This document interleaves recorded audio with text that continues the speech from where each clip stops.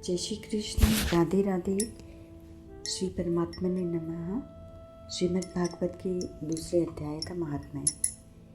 श्री भगवान कहते हैं, लक्ष्मी जी, प्रथम अध्याय के महात्म्य का उत्तम उपाख्यान मैंने तुम्हें सुना दिया। अब अन्य अध्यायों के महात्म्य श्रवण करो। दक्षिण दिशा में वेदवेत्ता ब्राह्मणों के पुरंदरपुर नामक नगर में श्रीमान देवशर्मा नामक एक विद्वान ब्राह्मण रहते थे। वे अतिथियों के पूजक, स्वाध्यायशील, वेद शास्त्रों के विशेषज्ञ, यज्ञों का अनुष्ठान करने वाले और तपस्वियों के सदा ही प्रिय थे। उन्होंने उत्तम द्रव्यों के द्वारा अग्नि में हवन करके दीर्घकाल तक देवताओं को तृप्त किया, किंतु उन धर्मात्मा ब्राह्मण को कभी सदा रहने वाली शांति नहीं मिली। वे परम कल्याणमय तत्व का ज्ञान प्राप्त करने की इच्छा से प्रतिदिन प्रचुर सामग्रियों के द्वारा सत्य संकल्प वाले तपस्वियों की सेवा करने लगे।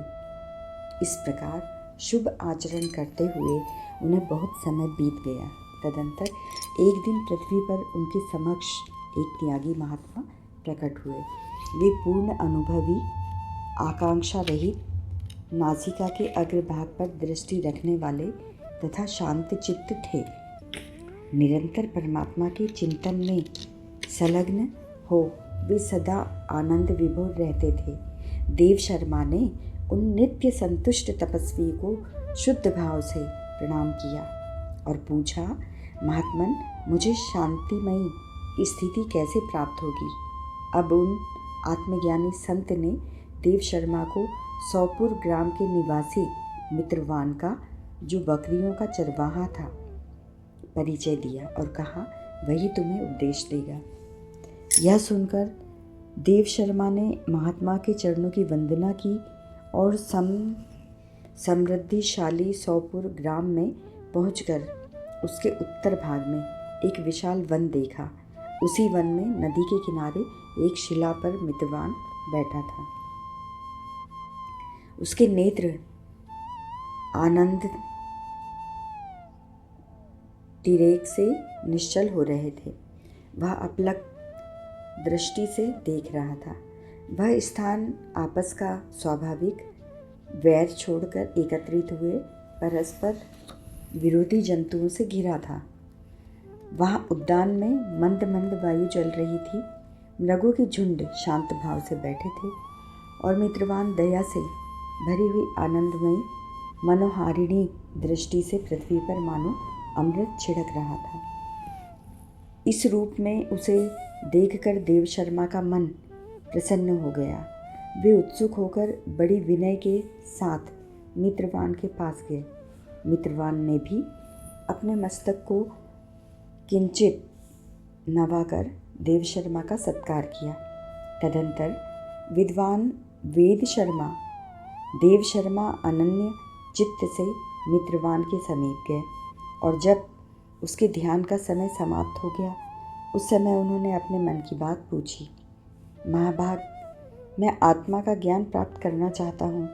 मेरे इस मनोरथ की पूर्ति के लिए मुझे किसी ऐसे उपाय का उपदेश कीजिए जिसके द्वारा सिद्धि प्राप्त हो चुकी है। देव शर्मा की बात सुनकर मित्रवान ने एक क्षण तक कुछ विचार किया। हमेशा बड़े ज्ञानी महान लोग कुछ सोचकर कुछ समय पहले विचार करते हैं या ध्यान में उतरते हैं, उसके बाद ही उत्तर देते हैं। उसके बाद इस प्रकार कहा, विद्वान, एक समय की बात है, मैं वन के भीतर बकरियों की रक्षा कर रहा था। इतने में ही एक भयंकर व्याघ्र पर मेरी दृष्टि पड़ी, जो मानो सबको ग्रस लेना चाहता था।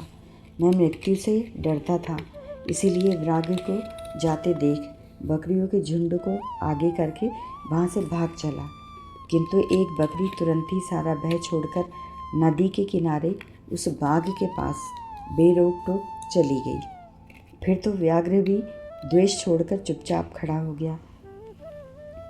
उसे इस अवस्था में देखकर बकरी बोली, व्याघ्र, तुम्हें तो अभिष्ट भोजन प्राप्त हुआ है। मेरे शरीर से मांस निकालकर प्रेम पूर्वक खाओ ना। तुम इतनी देर से खड़े क्यों हो? तुम्हारे मन में मुझे खाने का विचार क्यों नहीं हो रहा? व्याघ्र बोला, बकरी, इस स्थान पर आते ही मेरे मन से द्वेष का भाव निकल गया, भूख प्यास भी मिट गई। इसीलिए पास आने पर भी अब मैं तुझे खाना नहीं चाहता हूँ। व्याघ्र ने यूँ कहने पर बकरी बोली, न जाने मैं कैसे निर्भय हो गई हूँ। इसमें क्या कारण हो सकता है? यदि तुम जानते हो तो बताओ। यह सुनकर व्याघ्र ने कहा, मैं भी नहीं जानता। चलो सामने खड़े हुए इन महापुरुषों से पूछें। ऐसा निश्चय करके वे दोनों वहाँ से चल दिए। उन दोनों ने स्वभाव में यह विचित्र परिवर्तन देखकर मैं बहुत विस्मय में पड़ा था। इतने में ही उन्होंने मुझसे ही आकर प्रश्न किया। वहाँ वृक्ष की शाखा पर एक वानर राज था। उन दोनों के साथ मैंने भी वानर राज से पूछा। विप्रवर, मेरे पूछने पर वानर राज ने आदरपूर्वक कहा, अजापाल सुनो, इस विषय में मैं तुम्हारे प्राचीन वृत्तांत सुनाता हूँ। यह सामने वन के भीतर जो बहुत बड़ा मंदिर है उसकी ओर देखो। उसमें ब्रह्मा जी का स्थापित किया हुआ एक शिवलिंग है। पूर्व काल में यहाँ सुकर्मा नामक एक बुद्धिमान महात्मा रहते थे जो तपस्या में संलग्न होकर इस मंदिर में उपासना करते थे। वे वन में से फूलों का संग्रह कर लाते और नदी के जल से पूजनीय भगवान शंकर को स्नान कराकर उन्हीं से उनकी पूजा किया करते थे। इस प्रकार आराधना का कार्य करते हुए सुकर्मा यहाँ निवास करते थे। बहुत समय के बाद उनके समीप किसी अतिथि का आगमन हुआ। सुकर्मा ने भोजन के लिए फल लाकर अतिथियों को अर्पण किया और कहा, विद्वान, मैं केवल तत्व ज्ञान की इच्छा से भगवान शंकर की आराधना करता हूँ। आज इस आराधना का फल परिपक्व होकर मुझे मिल गया, क्योंकि इस समय आप जैसे महापुरुष ने मुझ पर अनुग्रह किया है। सुकर्मा के ये मधुर वचन सुनकर तपस्या के धनी महात्मा अतिथि को बड़ी प्रसन्नता हुई। उन्होंने एक शिलाखंड पर गीता का दूसरा अध्याय लिख दिया और ब्राह्मण को उसके पाठ एवं अभ्यास के लिए आज्ञा देते हुए कहा, ब्राह्मण, इससे तुम्हारा आत्मज्ञान संबंधी मनोरथ अपने आप सफल हो जाएगा। यूँ कहकर वे बुद्धिमान तपस्वी सुकर्मा के सामने ही उनके देखते देखते अंतर्ध्यान हो गए। सुकर्मा विस्मित होकर उनके आदेश के अनुसार निरंतर गीता के द्वितीय अध्याय का अभ्यास करने लगे। तदंतर दीर्घ काल के पश्चात अंतःकरण शुद्ध होकर उन्हें आत्मज्ञान की प्राप्ति हुई। फिर वे जहाँ जहाँ गए वहाँ का तपोवन शांत हो गया। उनमें शीत, उष्ण और राग द्वेष आदि की बाधाएं दूर हो गई। इतना ही नहीं, उन स्थानों में भूख प्यास का कष्ट भी जाता रहा तथा भय का सर्वथा अभाव हो गया। यह सब द्वितीय अध्याय का जप करने वाले सुकर्मा ब्राह्मण की तपस्या का ही प्रभाव समझो। मित्रवान कहता है, वानर राज के यूँ कहने पर मैं प्रसन्नतापूर्वक बकरी और बाघ के साथ उस मंदिर की ओर गया। वहाँ जाकर शिलाखंड पर लिखे हुए गीता के द्वितीय अध्याय को मैंने देखा और पढ़ा। उसी की आवृत्ति करने से मैंने तपस्या का पार पा लिया है। अतः भद्र पुरुष, तुम भी सदा द्वितीय अध्याय की ही आवृत्ति किया करो। ऐसा करने पर मुक्ति तुमसे दूर नहीं रहेगी। श्री भगवान कहते हैं, प्रिय मित्रवान के इस प्रकार आदेश देने पर देव शर्मा ने उसका पूजन किया और उसे प्रणाम करके पुरनंदरपुर की राह ली। वहाँ किसी देवालय में पूर्वोक्त आत्मज्ञानी महात्मा को पाकर उन्होंने यह सारा वृतांत निवेदन किया और सबसे पहले उन्हीं से द्वितीय अध्याय को पढ़ा। उनसे उपदेश पाकर शुद्ध अंतःकरण वाले देव शर्मा प्रतिदिन बड़ी श्रद्धा के साथ द्वितीय अध्याय का पाठ करने लगे।